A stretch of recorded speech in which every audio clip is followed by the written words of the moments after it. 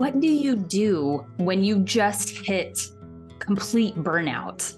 So often, burnout happens when we are living a life that is not aligned with who we are, what we actually need.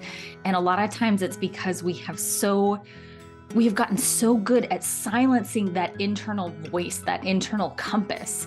So what do we do when we want to learn how to reconnect with that and to either get ourselves out of burnout? What do we do next? Or how do we avoid it?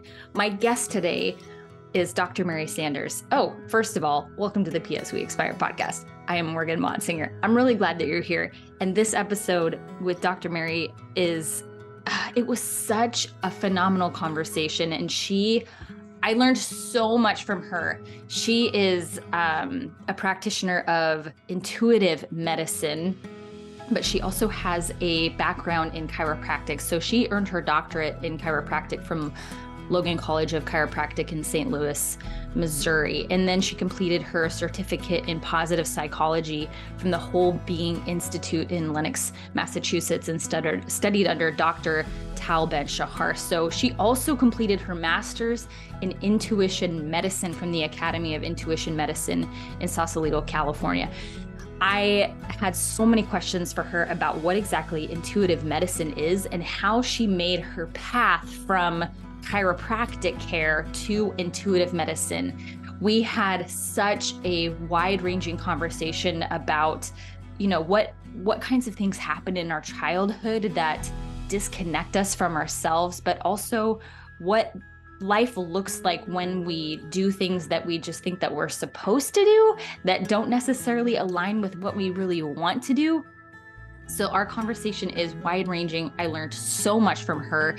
And she also shares a very practical and powerful technique for taking the energy exchanges with other people and claiming back what is yours and giving back what is theirs. So if you happen to be someone like me who is very empathetic, very caring, sometimes it's difficult to kind of parse out whose feelings are whose, and you end up taking on a lot of other people's shit that maybe isn't necessarily yours or that you need to be able to carry your process. And so she shares a very practical tool to be able to untie yourself from that kind of energetic overload and be able to process the things that are yours.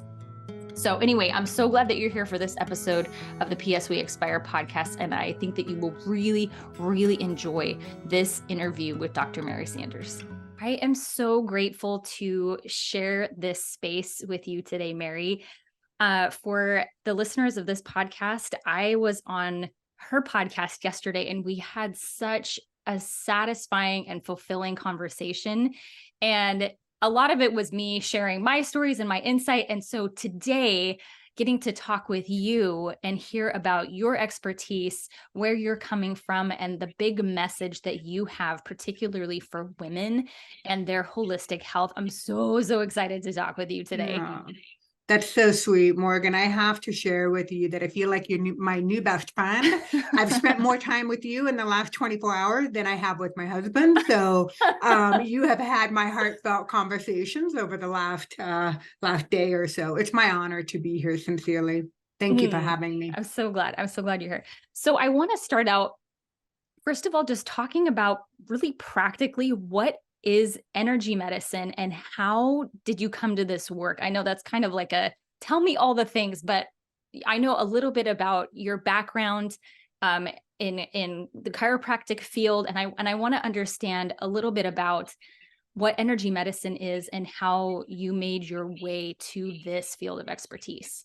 Wow, that's such a loaded question. So I really want to give credit to how I arrived at where I am today. In order to do so, I would like to give a little bit more about the history of myself personally and kind of my upbringing to better understand how I ended up today. Is that okay?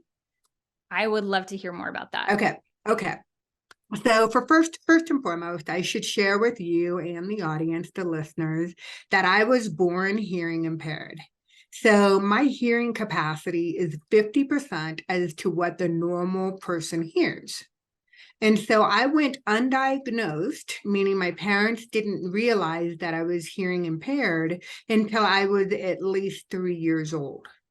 So for me, what that meant for, you know how when you see a bright and shiny new little baby and you know that consciously, like they're somewhere on their spiritual plane, they're somewhere between here and there, and you can just see that within their eyes, like they have this sense of memory of where they came from before they landed here on this physical planet. I mean, it's just the most precious thing to experience. And I believe that I lived in that energetic realm, that space between here and there, probably longer than some other people, because I was not able to hear my environment. So what that means is, Morgan, I was able to energetically pick up that my mom was talking to me, or my two older sisters were trying to get me to do something, but I didn't realize, I saw and felt the energy, but I didn't pick up the auditory sense or the verbal message that was being communicated. And I firmly believe, and I know that there are listeners out there that would agree with me, and that if you have a deficit in one of the traditional five senses, then you open yourself up to information above and beyond sight, hearing, touch, smell. I'm forgetting one, but so to make a long story short, you start to open yourself up to information that is available to all of us, but somehow we potentially lose access to that information. So with that said, I made a conscious choice, and I remember this as a small person. I had some challenges. I was like, wow, I really remember where I came from, but do I really want, how committed am I to being here on this earthly plane? And I loved my family. You know how it is when you're 3 or you're 4. I mean, you just idolize your mom and your family. Your heart could just explode with love. And so I decided, hey, I'm going to stick around, and whatever information I have access to, I'm going to desensitize myself and normalize into this normal family, this normal family of 5 growing up in the Midwest, this Catholic family. We had strong religious upbringings and cultural belief systems, and I just adapted, and I said, this is what I'm going to embark upon.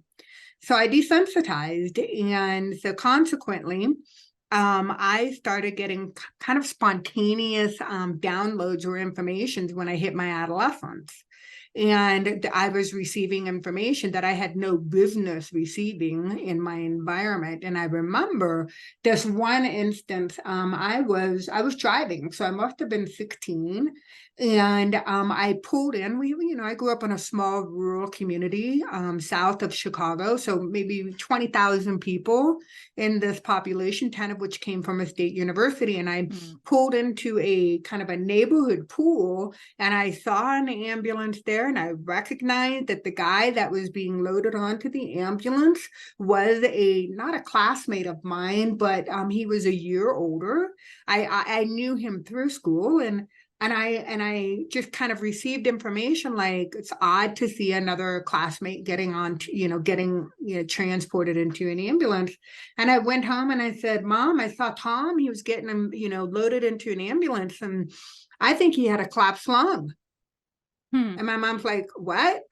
And I said, well, I think he has a collapsed lung. And she looked at me, and she's like, I don't know how do you know this? I said, I don't know, but I'm telling you that he had a collapsed lung. And she's like, you can't possibly know this information. And she just dismissed me. And so at that time, the day later, everybody gossip travels fast. And of course, it was a collapsed lung. He had been, shoveling some landscaping chips that had some kind of a chemical in it that he had an adverse reaction to, and he couldn't breathe. Wow. So yeah, just stuff like that. I was receiving information that, one would be able to identify in a conventional standpoint that this is not normal information that you should know.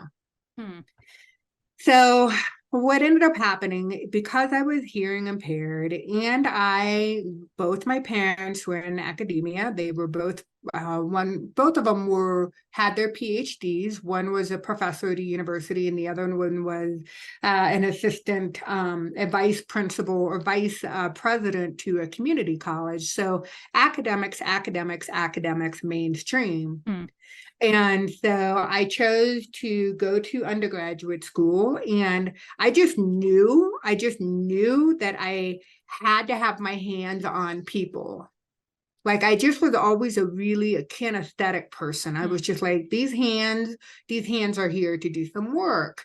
And so I tried to figure out, make a long story short, I got my background in bachelor's of science and chemistry. And as soon as I was done with my undergraduate degree, I went into chiropractic school. And it was 3 days later, I was 21 years old and really was just on this fast track for, accomplishing what it is that I needed to accomplish academically.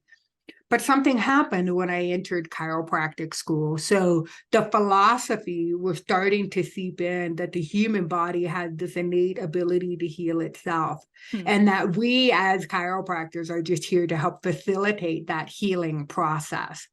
So here I am surrounding myself with people that are forward thinking about, this wisdom that is contained within all of us. And I was like, yes. Yes. And then I got to put my hands on people. And if that wasn't enough, then I went and started working as a massage therapist, to pay my way through chiropractic school. So all was said and done, and I graduated at the age of 25. And I'm going to get to the point of my story here, in that I immediately was self-employed. And so my desire for perfectionism and excelling in this world and living life to the expectations of others became my top priority. So unfortunately, I love the art in the hands-on aspect of treating, and I was really good at that. But what ended up happening is that I got so sidetracked into the business components that I kind of forgot about the art and the science as to why I was doing what it is that I do. And so I did this for probably 22, 23 years. And as a direct result, I lost myself and I experienced a tremendous burnout. I was flatlined. I had complete adrenal exhaustion. My coping mechanisms were excessive sugar, alcohol, sleeping, trying to numb myself, because I was just living a life that I was not happy in. And so what ended up happening is that my husband talked me into leaving all of that behind. And it was quite a process, meaning that I was like, I don't know if I can, I don't know if I can do this, but if I know that it's at the sake of my health and my well-being moving forward in the relationship with my husband, then I'll do it. And so we sold everything and we literally moved to the other side of the world. And I woke up and I was in Ho Chi Minh City, Vietnam, wondering, what am I doing here? Not even like, what am I doing in a moment of blankness, but like in dismay of just like, what the hell am I doing? And at that time, I lost myself, and I did this huge negative spiral down to where I was like, who am I? What am I doing? Why am I here? What's my purpose? And what have I just been doing for the last 23 years? What was that all about? So my coping skill at that time was to run away again. So I left my husband in Ho Chi Minh City and I went down to Bali, Indonesia, and saturated myself into more yoga and meditation. And so I came back from Bali, and all of a sudden, Morgan, I had time on my hands. So I was like, well, if I've got time on my hands, I'm just going to sit. I'm going to sit. I'm going to meditate. I'm not going to avoid or escape or run away from what it is that my body and my psyche is telling me. And I'm going to sit, and I'm going to sit, and I'm going to sit. And for those listeners, please understand that my resistance was so high that when I first was learning how to meditate, I could not stay awake. I would start in a seated position, and the next thing I know, I'm like 3 minutes later, I'm in a fetal position, curled up on the on the bed. Yeah. I couldn't keep myself focused. And then I had to really, really wrestle with this monkey mind. I mean, I have such a beautiful, creative, active mind that it would be anywhere but the present moment. And then I was doing some body scan meditation. So then, okay, I was like, all right, we're going to pay attention to the body, and we're really going to go, toe by toe, to segment by segment, to joint by joint, to viscera. And I could stay focused because I knew the body. So I was like, okay, I can stay focused. So I guess what I'm trying to share with the listeners, if you're ever considering, starting a meditation practice, please come from a place of compassion for yourself, because it's not easy. And Morgan and I were just talking about this yesterday, and that you can have a really in-depth, super focused, an empty mind one day, and the next day you can't settle into your own skin to save your thinking life. So that's normal. That's what I'm trying to share with everybody. But I stuck to it long enough to experience some really magical things starting to happen. So I was like, okay, wait, time out. I know the body extremely well from the neck on down. What happens neurologically when one meditates? Because some really weird and wonderful things were starting to happen. And that led me to go study in upstate New York with Dr. Tal Ben-Shahar in positive psychology, because I knew that he was going to get into the neuroscience behind meditation to where it would make sense to my intellectual mind. Okay, this is what's happening neurologically when you meditate. And, quite honestly, Morgan, that's all fine and dandy. Just like I can go and study Tibetan Buddhism and understand the premise of meditation from their perspective. But really what it comes back down to, that I want the listeners to understand, it's all about your experiential awareness with self. And so then, we're moving around, right? So I decided, my husband and I decided that we were going to leave Ho Chi Minh City, and then we moved to Bogota, Colombia. And while we were there, we started a nonprofit organization to help support teachers in teaching the tools of positive psychology. So now all of a sudden, I'm teaching international teachers how to meditate. I'm teaching them how to be more mindful in the classroom and how to embody some of these principles so that the students can witness it within the teachers, because that's really what learning is all about. So that took my awareness. If you ever really want to understand something, teach it. And then, you get down into the details of it. So I was starting to really appreciate, the benefits of meditation. And then I started to realize a couple of things happened. I had the death of my mother, and I also had the death of my sister within 5-year time span. And I started to appreciate that there was something that was happening above and beyond, greater than the physical body. And so then I went and did my training at the Academy of Intuition Medicine to become a medical intuitive. Okay, so which takes us back to the original story of what was happening to me when I was between landing on this plane and 3 years old. Medical intuition is simply opening yourself up to receiving information above and beyond the 5 traditional senses. So in an expanded state as a medical intuitive, I create a grounding environment in which I can energetically entrain with another person in order to be able to receive information that serves that person to their highest good. So the example that I use for entrainment, it's like, being in a junior high gymnasium and taking 100 basketballs and throwing them into the middle of the court, and then all of these 100 basketballs are all jumping around randomly, and then all of a sudden there's a synchronization to the bounce. They begin to entrain. It's the same thing that happens when you have one clock, a traditional clock, not just a digital clock, but you put one clock in a room with 100 other clocks, then all of a sudden these clocks entrain and they start to synchronize at the same beat. So synchronization and entrainment is the pathway for opening up the energetic channels to be able to connect with the person remotely at a distance, or connect with the person who could be potentially in the same room with you. That opens up channels for receiving information. Like I'll talk about a few of my strengths, and one can learn to be clairsentient, where they receive information into their physical body. And some people may say, well, yeah, that's me. I'm an empath, or I'm a highly sensitive person. And they may be saying, yeah, I walk into a conference room at a corporate level and I can start to feel the emotions of my colleagues. Or I walk into the house at Thanksgiving with all my relatives and I start to feel what's happening with all these people. Or I feel siblings, or I feel my children.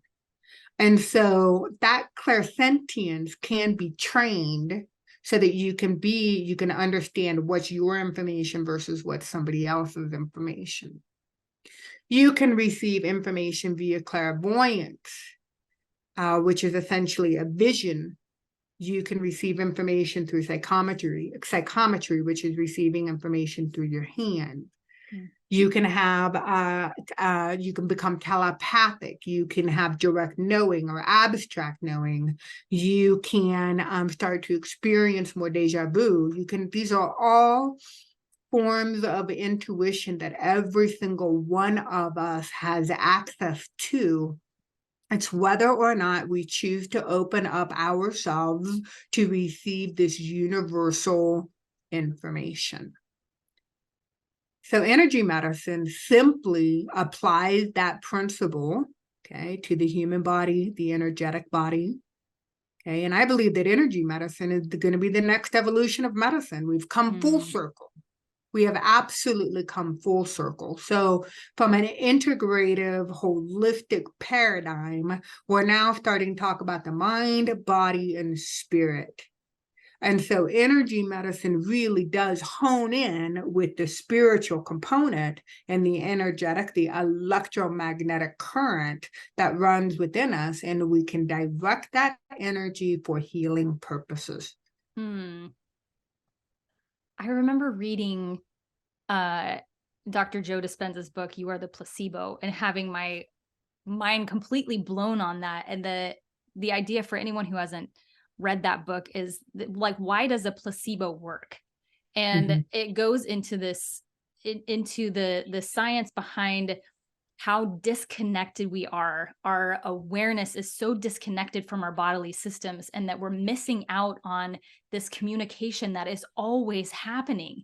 And one of the things that I want to hone in on that you mentioned a couple of times is that when you were a child, that you had to become desensitized to your natural way of being in the world, and that you had your intuition dismissed by family. You had years of closing that part of yourself off, which led to burnout, which led to this big existential upheaval of like, who am I in the world? And I think that so many people, especially who get to, I would say either kind of midlife happens because you start to look at the second half of your life and recognize like, oh, I don't have as much time as I felt like I did in my teens or my 20s. Or there is some type of big event like the death of a loved one, or a big shakeup with work, or even a worldwide crisis like COVID, or like some of the things that we've seen happen in the world over the last decade or so, that make people start to ask these questions. So I think that you are 100% accurate that it's coming full circle now back into an understanding of like that we cannot address the body as if it's by itself. You can't address any system singularly. You have to address the whole system. And I'm really curious about, so like you said that you grew up Catholic, and I understand like because I grew up in a Christian evangelical home, and there was almost like this black and white way of thinking about spirituality, this black and white way of thinking about the mysteries beyond what we can see. And I'm so curious at what point, or if that was ever really, there needed to be any like dissolving of previous beliefs in order to adopt and understand things from a different perspective and be able to embrace and accept this wider view of what's happening beyond just our five senses. Yeah. Bless my mother, may she rest in peace. I was the child that challenged her. And, I was the one that said, okay, let me wrap my head around this. So here I'm probably, I don't know, probably the age of 7. And I'm like, okay, Mom, I don't understand this. We say every Sunday, Lord, I'm not worthy to receive you, but only say the word that I shall be healed. But we're supposed to be made of him, right? If we're made of him and we are him, how can we not be worthy of him? Like, I don't understand that. And, my mother was just like, I'm the youngest of 3. She was tired. She just looked at me. She just looked at me like, it just is, honey. It just is, right? So, that you just accept your mom's response. And I didn't get much further than that. But I sat with that complexity. It just made no sense to me. It made no sense. So I think that I talked about when I stepped into chiropractic school, talking about, we heal our bodies from above, down, inside, and out. ADIO was, what they would say. And I was like, that makes so much sense. But really, that means that you have to have faith in a sense of knowing that there's something greater than us that exists outside of ourselves. And that's a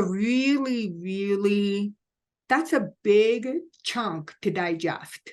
Because if you really extrapolate this, and I've had to look at this from several different perspectives, because I'm going to start talking energy medicine here, because it really is an opportunity to enhance your communication in your willingness to completely to surrender into the frequency of Mother Earth in grounding.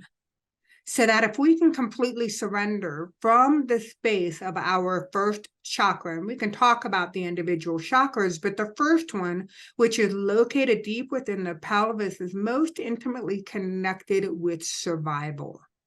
And so in the American society, we are, and again, these are my own personal opinions. So I know everybody's got their own viewpoint, and I'm open to hearing everybody's viewpoints.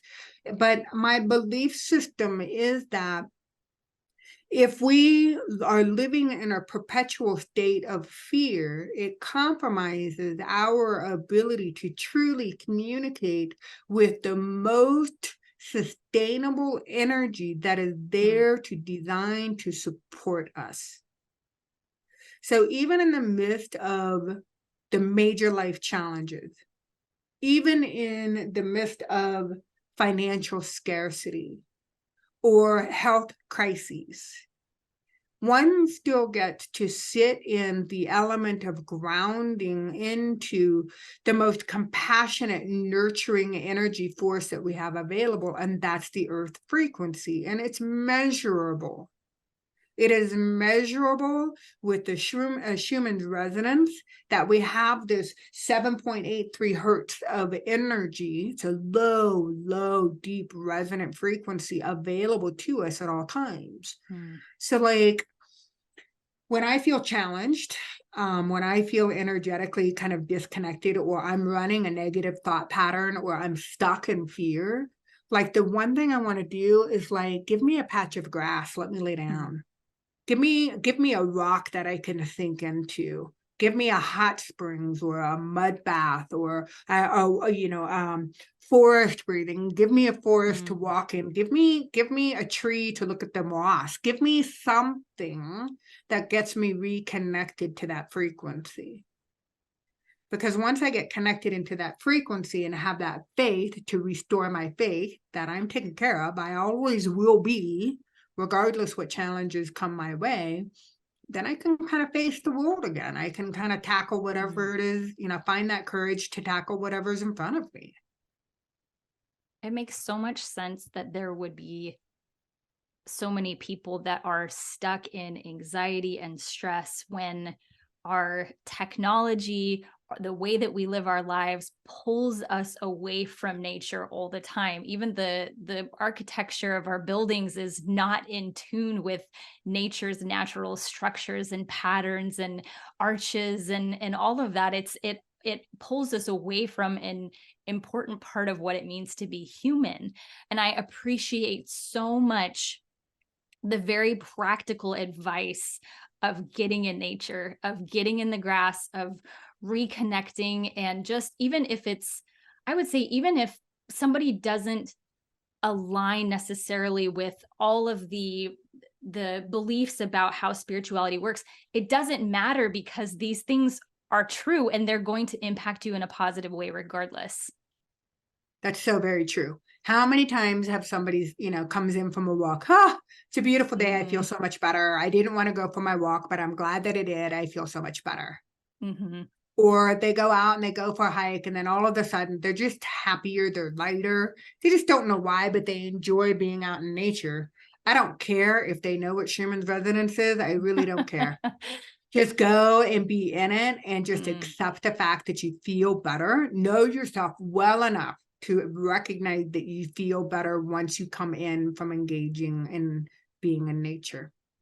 I definitely am one of those people that has to be intellectually on board enough with something before I can exercise the faith. So I appreciate so much what you're saying about coming to this work via a path of the academics.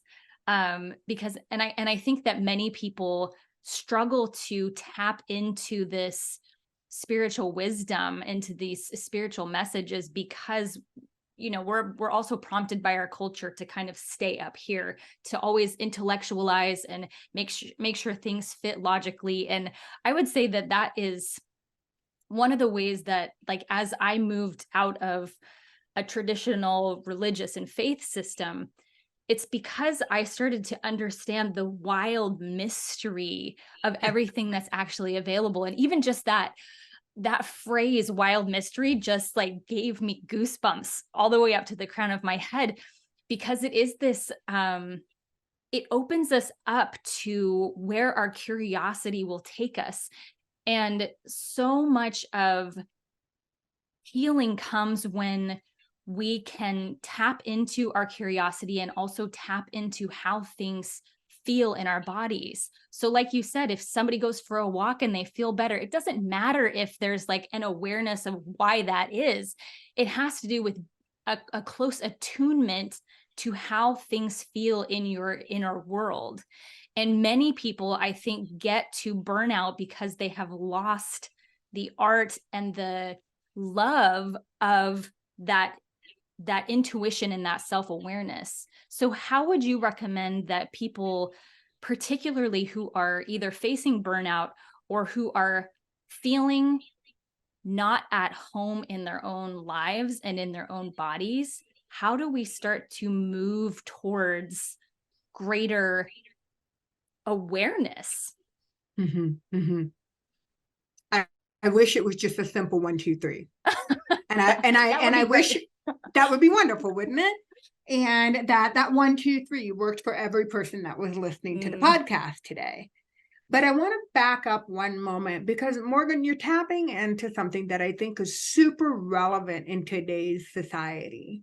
And that is, we're ingrained to look at the medical model by the hardcore sciences as to what has been proven to be effective and beneficial.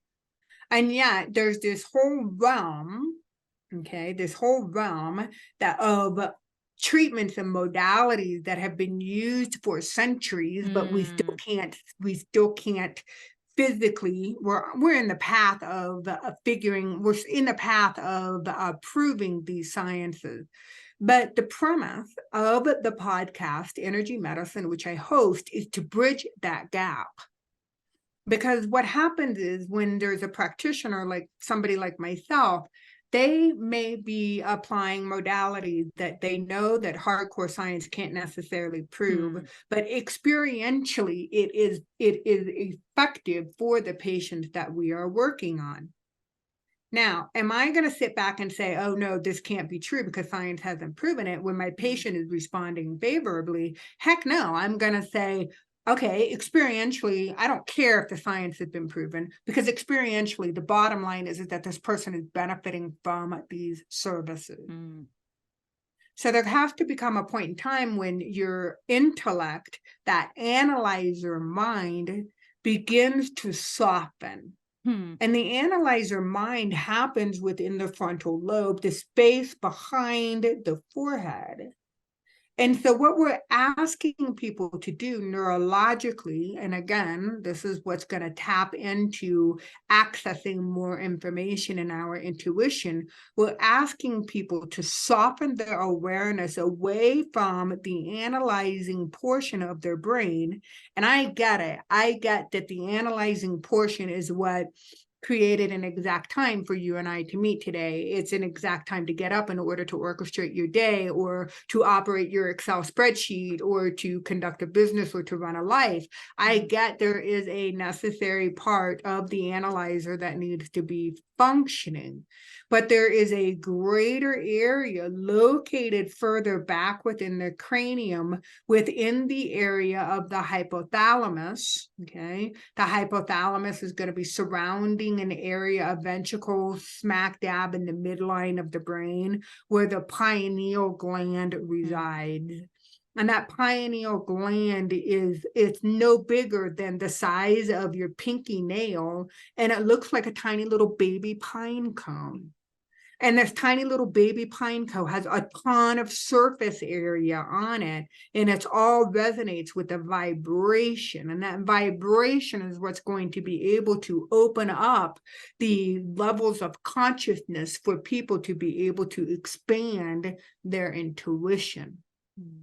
Now, as far as a 1, 2, 3 steps sequentially, I think you and I have been alluding to the fact that we get to shift our awareness, instead of being so focused externally as to what's out in front of us, bring the awareness back internally.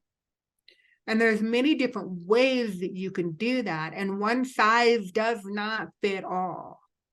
So my first step to bringing it back home was getting committed to my yoga practice.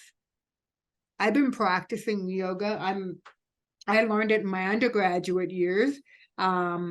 I had a physics teacher that would come to, back in the day, he would come into into where we were staying, and I invited all my girlfriends over, and he would teach yoga to a group of 10 to 12 of us. So, and he happened to be, I don't know if he was from Pakistan or if he was Indian. I'm not sure his exact ancestral lineage, but he was very knowledgeable about the philosophy of yoga. So and I'm so fortunate that my first exposure to yoga was more about the philosophy and the philosophy of incorporating breath and using breath work to guide your awareness. So for me, and I'm saying that there are many different modalities out there for every single listener, there's going to be a modality that works for you. Maybe it is breath work. Maybe it's holotrophic breath work. Maybe it's Qigong. Maybe it's Tai Chi. Maybe it's yoga. Maybe it is running through the forest. I don't know what is going to shift your awareness internally, but I invite all of you, I empower all of you to find out what that looks like for you. Some of you, it could be simply just getting your hands in dirt and gardening. It can be simple. It doesn't have to be overly complex, but the point is to find that activity that allows you this space to internally reflect and to do it consistently for a length of time that allows you to watch the patterns of your thoughts and the patterns of your body, which will ultimately open up your connection to everything. I have spoken with many women who have navigated this like awakening. And in my own experience too, that the first, I don't even know if I would call it a phase, but in the beginning, when you're first tapping into how you really feel about things and you're allowing everything and you're not using all of those kind of like those same coping techniques anymore, sometimes it can feel like you're drowning in all of these new sensations and this new awareness. And I'm so curious about if in your experience in your work and for yourself personally, if that also was the case for you, that that first kind of awake, everything feels so sharp and intense. And if there's hope that that becomes more regulated over time, or you're become more able to handle it, or what that looks like as time continues and your awareness continues to expand and you become more awake to reality. I have a funny story to share, and it doesn't necessarily shine on my higher self, but I'll share it anyway. So, Morgan, you asked for the story. So I would have been probably 27, 28, and I was taking energy classes from a lady who was a branch off of Barbara Brennan School of Healing, and she was training us how to charge our energy centers, our chakras. So spin our chakras every day. That was the activity she wanted us to do. And so I was educated enough to know that we had 7 major lower chakras, and I kind of knew what they associated with. But I was in, and I kind of thought I knew what the vortex looked like within my mind's eye. So I would sit down and I would intend to charge, to cleanse, and to open each of my chakras 100%. Okay. I felt freaking whack-a-doodle. I was so crazy with the information that I was receiving. I was like, this is not pleasurable. This is not enjoyable. Give me another coping skill, because this is too much. Too much. So I guess though, for people that are experiencing a sense of overwhelm, that is very real. Very real. And the best advice that I can give to you is to incorporate some of the grounding techniques that we talked about. Go and meet and greet the frequency of the earth. Because what happens is, and I didn't really understand this, but the frequency of the earth, Gaia, Mother Earth, is designed to receive any and all discordant information that no longer serves us in present time. So she's primed, willing, and able to receive all of this discordant frequency. So the further that you trust and allow and deepen your grounding, it will allow you to explore that state of expansiveness with more gentleness and with more compassion. I don't wish any of your listeners, none of you, do I wish feeling that wackadoodle, because it was crazy making. I was like, oh my, I can't handle all of this information. So that's the one thing. I really open that communication with the grounding, and start and end your day that way. I am so appreciative that you shared that story. Thank you. And I know for a fact that many people are going to resonate with that and feel like, number one, like, oh, okay, good. Like, I'm not alone. there is hope. Like, this is a normal part of awakening to all this new sensory information and extrasensory information. But when you were talking about the earth being ready and willing to receive what no longer serves us, I felt this, like, tears sprang to my eyes, and I felt so cared for. Like, I think for the first time, I really felt like a Mother Earth, like this big hug that says, like, what, tell me what's going on. Tell me what you need. I'm right here. I can take this from you. I can share this with you. I've got you. And that Mhm. is such a that is such a feeling of ease and connectedness that I don't think I've been able to articulate before. So thank you so much for that. Yeah, I'd like to expand upon that a little bit if we could. And that is, I had a belief system that, like, oh my God, I really don't want to dump all my junk into the earth. Hmm. It's like the earth was so polluted. Why would I want to dump my junk into it? Hmm. And then it was explained to me from an electromagnetic standpoint that that's Mother Earth's job. Because what she does is she receives this information, right? She pulls it far, whatever you're dumping, she sweeps away literally so that she can recycle it. Hmm. And she recycles this energy and she uploads it as positive frequency for something or someone else. And so Hmm. when you're trusting enough to allow her to receive, that's a pretty big deal. She's going to take that upon herself to do her job, Hmm. and she's going to provide and nurture and love and compassionately caress you through every step of the way. We forget that. Life throws us, creates. It doesn't throw anything. I'm not going to pretend that we are victimized. Hmm. We're victims of what the universe creates because we're not. I think that we're all active co-creators. And so whatever it is, whatever challenges we are co-creating, we also have the ability to increase the depth and the width of our grounding in order to be able to support us Hmm. so that we can still be of service to ourselves and others. What I hear in that is that relationship is everything. That the relationship that we have with the earth informs and our relationship with other people. And I was on a walk this morning, and I smelled it before I saw it, but there was a deer that was decomposing on the side of the road. And there were still, I won't go into too many details, but there was, still some fur, but there were bones showing, and it just was kind of like black goo on some of it, and it was just covered in maggots. And I was so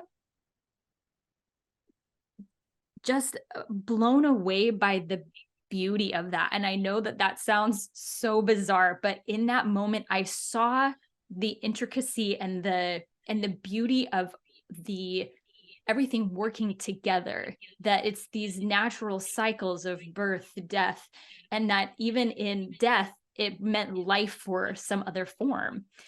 And it's such a phenomenal shift for us to recognize even those cycles for ourselves, that not just the physical death, but like the deaths that we go through all the time of our identities, of our hopes, of our dreams. We can trust that in our relationship with ourselves, in our relationships with others, in our relationships with God, the universe, the divine Mother Earth, that it is all cyclical, and then nothing is ever wasted. Nothing Mm-mm. is ever wasted. And I find so much comfort in that, that even the hardest things can be used and alchemized and used as fuel for more love. I find that to be such a comforting belief. And we're having this conversation as we embark upon the fall equinox. Mm. So, the cycles are so very complete and they are so intricately woven. And to be able to witness and to honor and to experience the various different seasons, not only the seasons that, the weather presents for us, but the seasons within our own physical body and the seasons of the relationships that we have and the challenges and the successes that we have.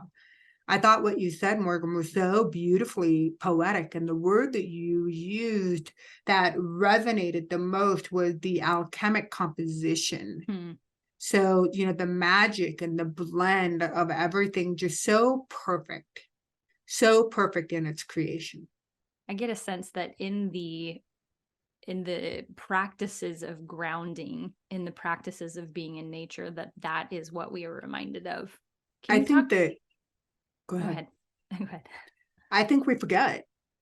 I think that we forget that we're supported and that we're loved. So oftentimes we find ourselves feeling lonely or feeling alone, and that we forget that we're never really alone. And that we have this compassionate place to go. It's just whether or not we choose to take the time to reconnect.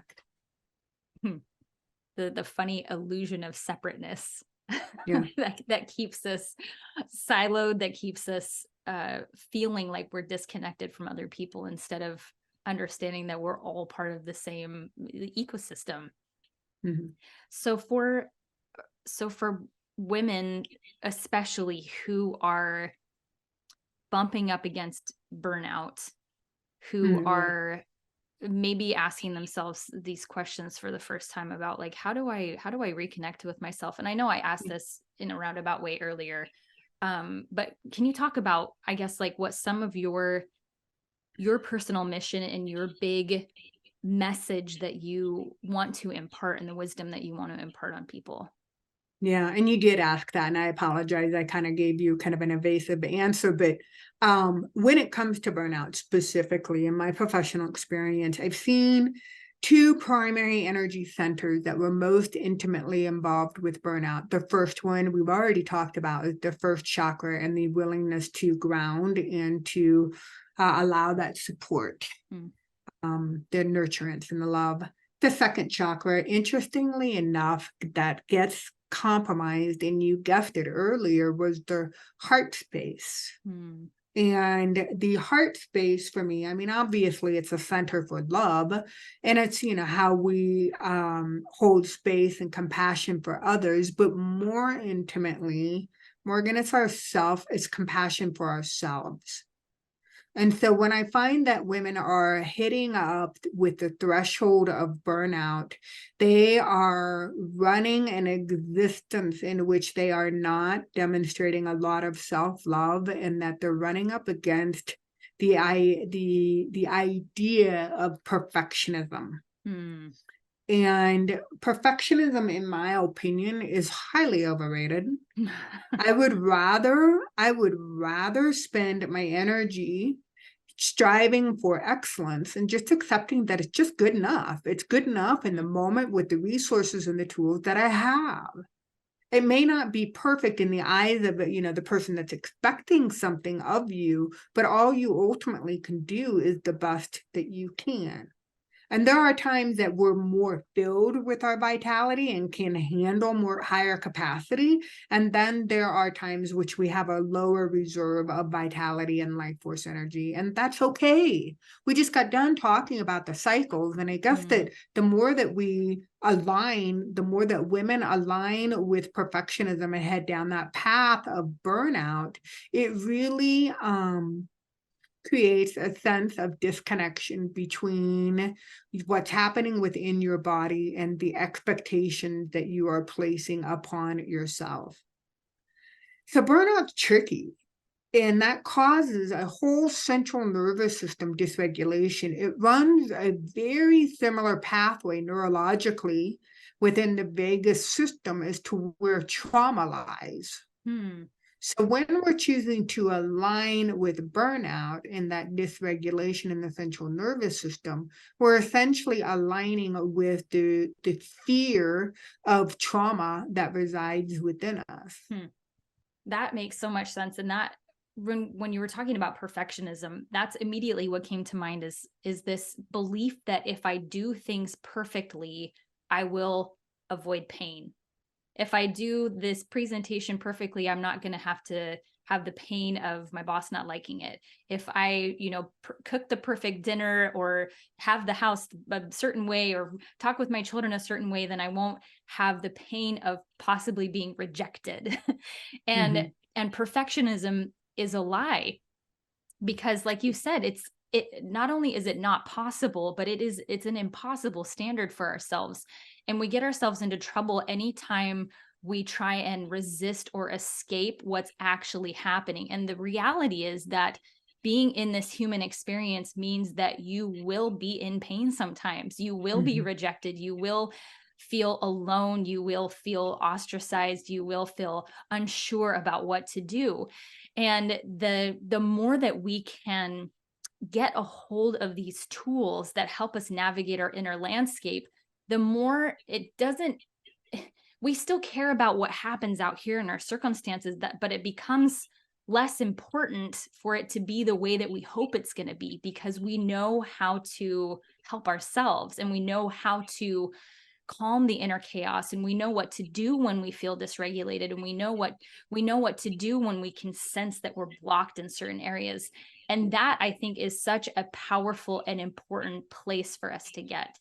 So Morgan, I'm going to take what you just talked about, avoiding, our actions are geared towards avoiding pain or not wanting to feel the pain. I'm going to take it one step further, and that when you're overcoming perfection and you believe that your desired outcome is to make someone else happy, really ultimately the desire is that you can surrender that you are worthy of love Hmm. from the other person, or that you can be worthy. Like if you're doing a project for the sake of making your boss happy, and it's a presentation, and so if your mindset is I'm going to be perfect at this presentation because I want to avoid the pain of my boss being upset with me, but really ultimately you're aligning with perfectionism so that you can ultimately receive and be worthy of the love that your boss will provide you with.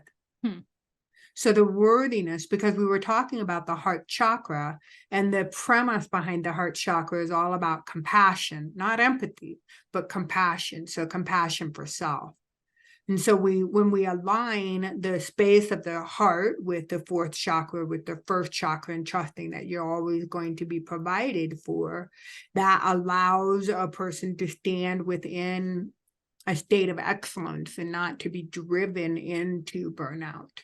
It's the only thing I was going to add to that beautiful commentation that you had.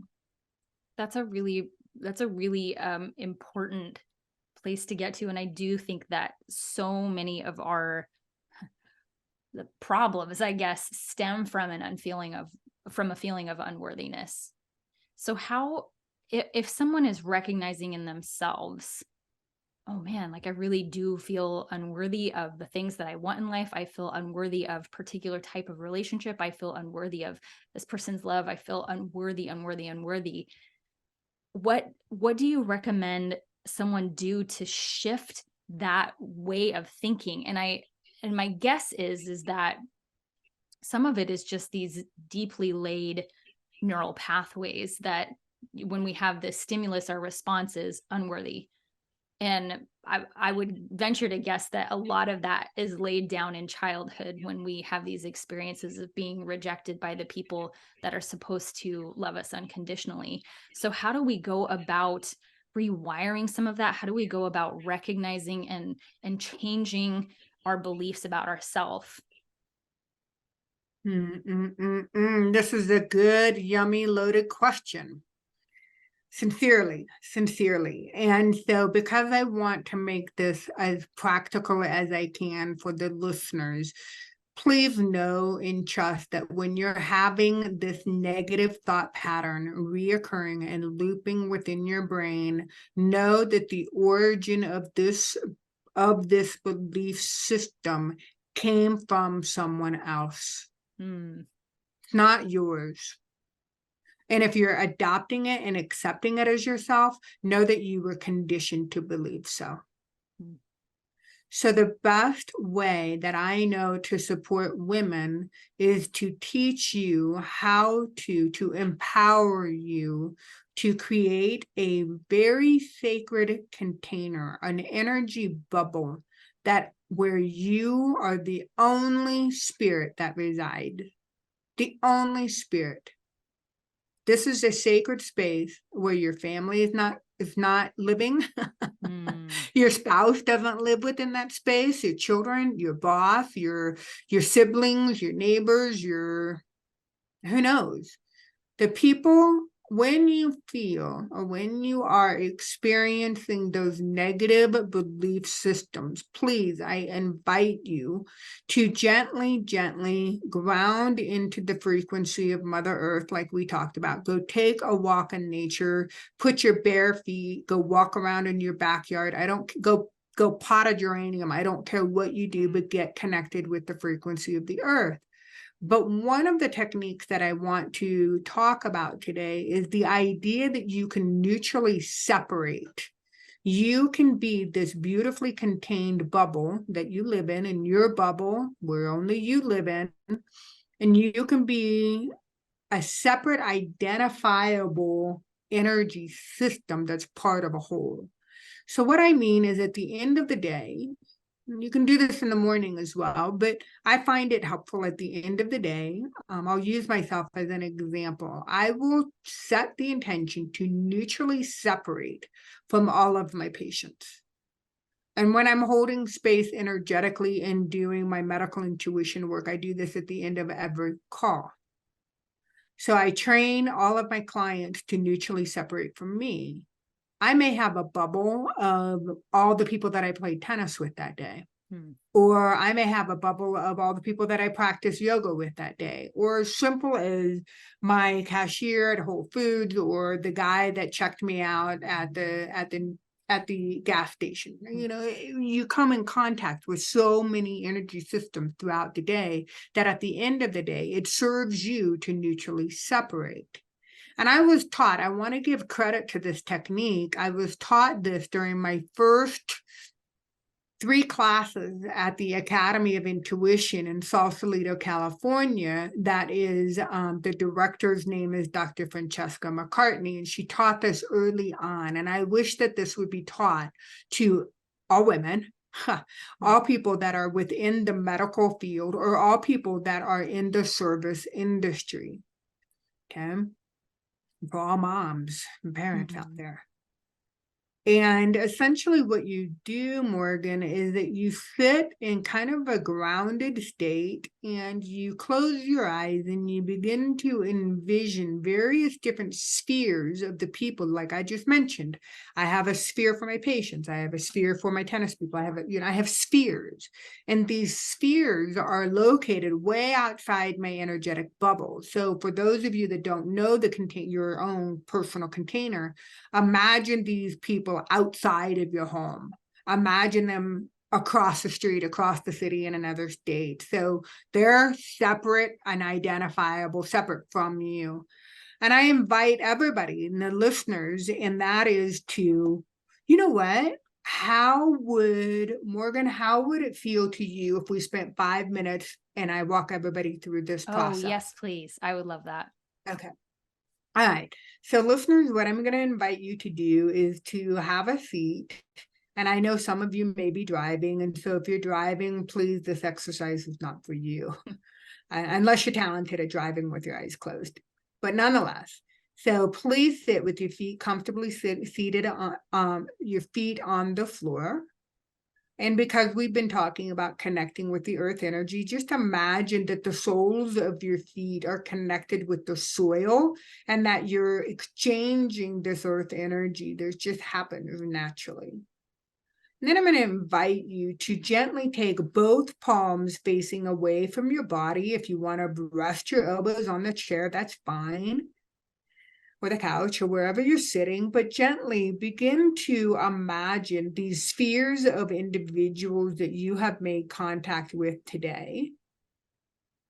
Maybe a sphere for your kids, a sphere for your spouse, a sphere, you know how to make them. And then I would like to invite you to connect into the palms of your hands and begin to notice kind of like this stream of energy. Maybe it looks like liquid white light. Maybe it looks like a rainbow. Maybe it can look any way that you want it to look, but energy leaves your hand and it bridges over into the individual spheres that you've already created.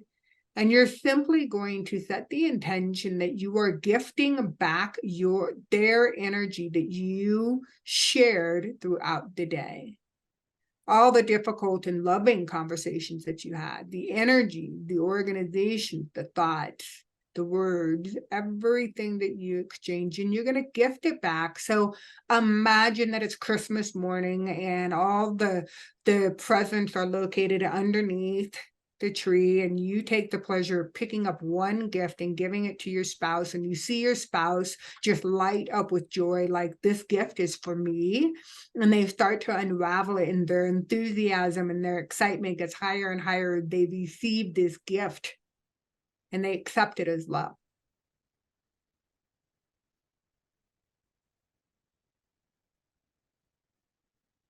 And once you feel that that exchange has been complete with each of the individual spheres that you are encountering, then I invite you to imagine that you travel across this energy stream and just gently claim to the other person, to the other sphere, say, I'm so thankful that you received this gift. Now I am going to retrieve the energy that rightfully belongs to me. And so essentially, you'll start to see the reverse happen, that you're receiving all the love, the attention, the energy, the words, the compassion that you held space for others coming back to you into the palms of your hand.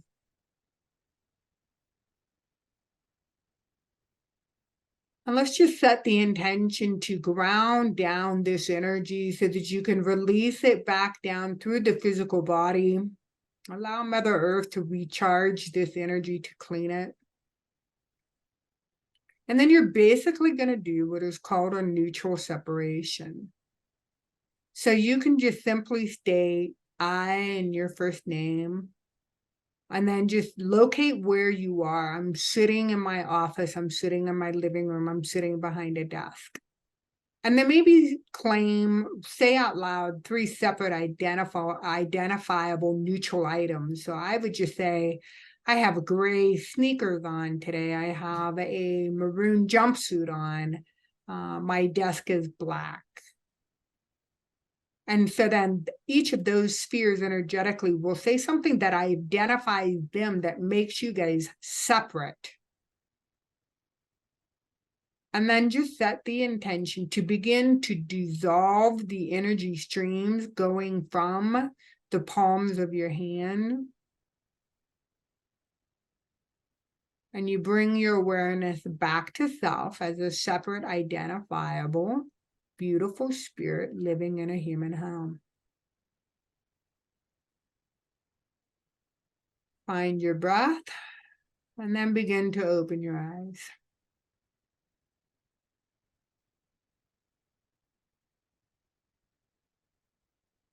Yeah. Now, repeat as necessary. There will be challenging people in your lives that every day you're like, oh my God, am I still dealing with this person? And you're going to say, yes, I am. And you're going to mutually separate from them. And for all the parents listening, it's imperative that you do this with your children, because it gives them their autonomy back. And it allows them to be the individual that they are intended to be. And for all of the listeners that are married, the last thing I say to my husband every night is, I love you tremendously, but I'm going to neutrally separate right now. Because people feel it. And so then he knows that that's my time to reclaim my energy so that I can have a good night's sleep. Powerful, but yet so simple tool.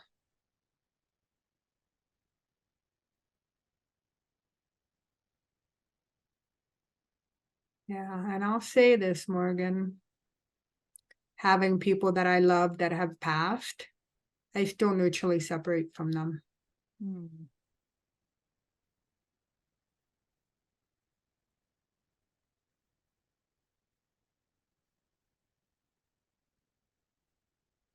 The word codependency is thrown around quite a bit in speaking about relationships. And I can see how a deep belief in our worthiness allows us to have the autonomy and to have the separation from other people. Because if we don't believe that in and of ourselves we're worthy, we're always looking to other people to tell us that we're worthy. And that's where these unhealthy dynamics can come in. And I have really struggled over the last handful of years with trying to parse out how I feel versus how someone else feels about what I'm doing. And that has been a real challenge to ask that question of like, where do I end and someone else begins? And I can see how this practice of consciously reminding ourselves of our autonomy and our responsibility to take hold of our mental, emotional, physical, and spiritual health only helps us strengthen our relationships with other people, because then it doesn't become this, I need you to be this to me. It becomes so much more free for everyone to be exactly who they are and to revel and have so much joy in that type of connection. So thank you very much for sharing that practice. And I definitely am going to integrate that into my daily practice. Good. That sense of energetic merger that you were just talking about. I only hope that in all the relationships that I choose to engage with, that people come to me, that we engage from a sense of autonomy, so that I can honor the strengths that the other person has, as well as honor from a compassionate standpoint, the strength that I bring to the relationship. Mm. Well, that feels like a natural place to wrap up our conversation. Where can people find you if they are you accepting new clients to work with you? What kinds of things can people expect if they want to learn more about energy medicine and to integrate some more practices into their daily life? Thank you for asking. I do sincerely appreciate that. It's my honor to work with people one-on-one. It sincerely is. Every time I hold space for another person in their energetic transformation, I inevitably get a healing as well. So sincerely, it is my honor to be of service, and that's what my purpose is. So I am accepting new patients and working one-on-one. And then I also have group environments, not necessarily group environments, but online learning opportunities for introducing the idea of energy medicine.